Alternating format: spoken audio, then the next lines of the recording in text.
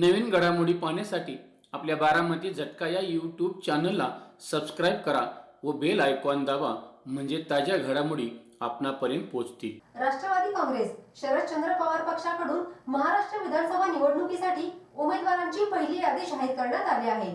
यामध्ये शरदचंद्र पवार गटाकडून पहिल्या यादीत एकूण 45 उमेदवारांची घोषणा करण्यात आली आहे. तर पाहूयात सविस्तर यादी. इस्लामपूर मतदारसंघातून जयंत पाटील यांना उमेदवारी देण्यात आली आहे. तर काटोल मतदारसंघातून अनिल देशमुख यांना उमेदवारी देण्यात आली आहे. घनसावंगी मतदारसंघातून राजेश टोपे यांना उमेदवारी देण्यात आली आहे. कराड उत्तर मतदारसंघातून बाळासाहेब पाटील यांना उमेदवारी देण्यात आली आहे. मुंब्रा कळवा मतदारसंघातून जितेंद्र आव्हाड यांना उमेदवारी देण्यात आली आहे. कोरेगाव मतदारसंघातून शशिकांत शिंदे यांना उमेदवारी देण्यात आली आहे. तर वसमत मतदारसंघातून जयप्रकाश दांडेगावकर यांना उमेदवारी देण्यात आली आहे.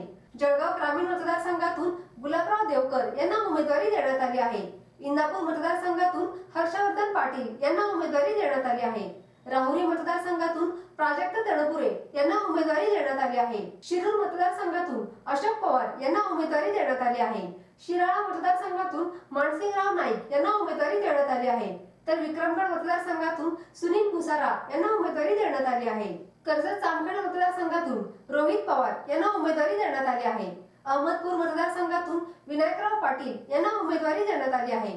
सिंदखेड राजा मतदारसंघातून राजेंद्र शिंगणे यांना उमेदवारी देण्यात आली आहे. उदगीर मतदारसंघातून सुधाकर भालेराव यांना उमेदवारी देण्यात आली आहे. भोकरदन मतदारसंघातून चंद्रकांत दानवे यांना उमेदवारी देण्यात आली आहे. तुमसर मतदारसंघातून चरण वाघमारे यांना उमेदवारी देण्यात आली आहे. किनवट मतदारसंघातून प्रदीप नाईक यांना उमेदवारी देण्यात आली आहे. तर जिंतूर मतदारसंघातून विजय भांबरे यांना उमेदवारी देण्यात आली आहे. केज मतदारसंघातून पृथ्वीराज साठे यांना उमेदवारी देण्यात आली आहे. तर बेलापूर मतदारसंघातून संदीप नाईक यांना उमेदवारी देण्यात आली आहे. तर वडगाव शहरी मतदारसंघातून बापूसाहेब पठारे यांना उमेदवारी देण्यात आली आहे. तसेच जामनेर मतदारसंघातून दिलीप खोडपे यांना उमेदवारी देण्यात आली आहे. त्याचबरोबर मुक्ताईनगर मतदारसंघातून रोहिणी खडसे यांना उमेदवारी देण्यात आली आहे. मूर्तिजापूर मतदारसंघातून सम्राट डोंगरदिवे यांना उमेदवारी देण्यात आली आहे. नागपूर पूर्व मतदारसंघातून दिनेश्वर पेठे यांना उमेदवारी देण्यात आली आहे. किरोडा मतदारसंघातून रविकांत गोपचे यांना उमेदवारी देण्यात आली आहे. अहेरी मतदारसंघातून भाग्यश्री आत्राम यांना उमेदवारी देण्यात आली आहे. बदनापूर मतदारसंघातून बबलू चौधरी यांना उमेदवारी देण्यात आली आहे. तर मुरबाड मतदारसंघातून सुभाष पवार यांना उमेदवारी देण्यात आली आहे. घाटकोपर पूर्व मतदारसंघातून राखी जाधव यांना उमेदवारी देण्यात आली आहे. आंबेगाव मतदारसंघातून देवदत्त निकम यांना उमेदवारी देण्यात आली आहे. तर बारामती मतदारसंघातून युगेंद्र पवार यांना उमेदवारी देण्यात आली आहे. कोपरगाव मतदारसंघातून संदीप वरपे यांना उमेदवारी देण्यात आली आहे. शेवगाव मतदारसंघातून प्रताप ढाकणे यांना उमेदवारी देण्यात आली आहे. पारनेर मतदारसंघातून राणी लंके यांना उमेदवारी देण्यात आली आहे. तसेच आष्टी मतदारसंघातून मेहबूब शेख यांना उमेदवारी देण्यात आली आहे. करमाळा मतदारसंघातून नारायण पाटील यांना उमेदवारी देण्यात आली आहे. सोलापूर शहर उत्तर मतदारसंघातून महेश कोटे यांना उमेदवारी देण्यात आली आहे. चिपळूण मतदारसंघातून प्रशांत यादव यांना उमेदवारी देण्यात आली आहे. तर कागल मतदारसंघातून समरजित घाटगे यांना उमेदवारी देण्यात आली आहे. तासगाव कवठे महांकाळ मतदारसंघातून रोहित पाटील यांना उमेदवारी देण्यात आली आहे. तर हडपसर मतदारसंघातून प्रशांत जगताप यांना उमेदवारी देण्यात आली आहे.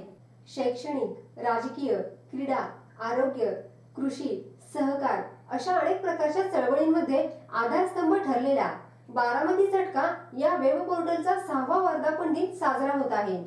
बदलत्या काळानुसार बारामती झटका साप्ताहिकाचे बारामती झटका वेब पोर्टल मध्ये रूपांतर झाले. अल्पावधीतच 7 समुद्रापलीकडे पोहोचलेल्या या वेब पोर्टल वाचकांची संख्या 2,25,00,000 गेली आहे.